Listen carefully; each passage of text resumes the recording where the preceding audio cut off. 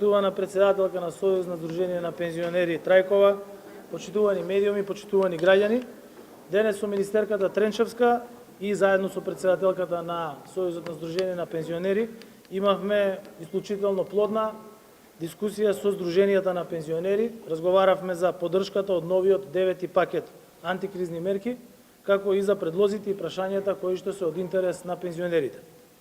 Грижата за пензионерите од секогаш била наш приоритет и ми беше драго што оваа средба се одржува токму денес, кога истапуваат на сила мерките од овој нов пакет. Уште на почетокот на мојот мандат, јас ветив дека никого нема да оставиме сам да се справува со кризата. И јас сум човек кој ги исполнува своите ветувања и стојам за секоја моја изјава која сум ја дал. И тоа не се празни, популистички ветувања, бидејќи ова се ветувања кои што се реализираат.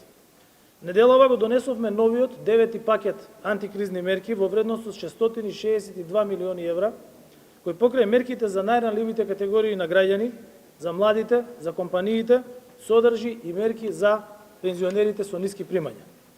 Нам ни е важно да го заштитиме животниот стандард на пензионерите со најниски примања, ветивме поддршка за нив и ја исполнивме.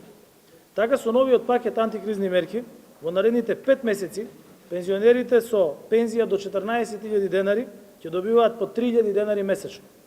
Оние кои имаат пензија од 14 до 16.000 денари ќе имаат поддршка од 2.000 денари во наредните 5 месеци, а пензионерите со примања од 16.000 до 19.000 денари ќе имаат поддршка од 1.500 денари месечно во наредните 5 месеци.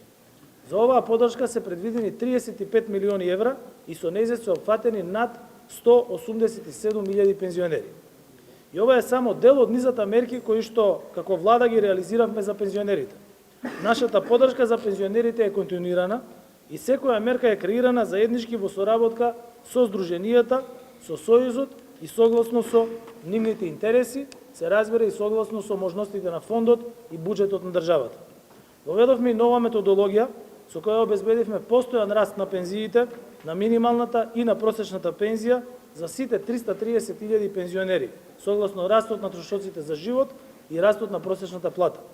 Со оваа нова методологија на пресметка на пензиите веќе пораснаа во просек за 5.000 денари во однос на она што изнесуваа и ќе продолжат да растат во иднина. Денес просечната пензија е 20.100 денари, што е за 6.400 денари повеќе во однос на 2016 година, односно за 50%. Само во една календарска година, односно во година и половина, имаме 24% зголемување на пензиите. Во 2016 година, во време на претходната влада, просечната пензија изнесувала 13.754 денари, или нешто над 200 евра. Минималната пензија денес изнесува 13.150 денари, што е за 4.300 денари повисока во однос на 2016 година. Денес, минималната пензија е еднаква на просечната пензија од тоа време.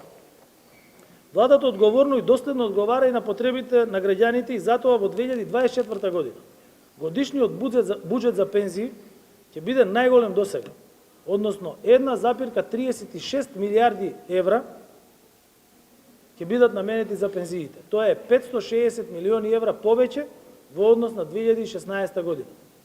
Од 2017 година, заклучно со 2024 година, оваа влада само за пензии ќе исплати 8,5 милиарди евра.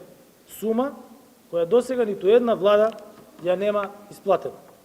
Секогаш кога имало потреба, креиравме мерки за помош на пензионерите.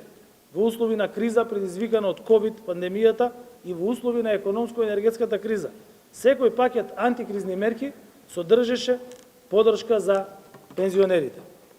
Во 2019 година, со измени на Законот за социјална заштита, се воведе социјална пензија која ги опфаќа лицата над 65 години, кои немаат никаков приход и не можат по друг основ да остварат пензија.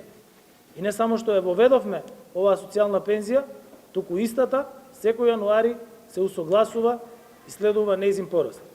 По примерот на Законот за минимална плата, со закон ќе ја утврдиме и минималната пензија, за што работната група под водство на министерката Тренчевска, нејзините колеги, со учество на представници на Сојузот на Сдруженија на пензионери ги разгледуваат предлозите за прашањата за најниска пензија и веќе се работи на ова прашање.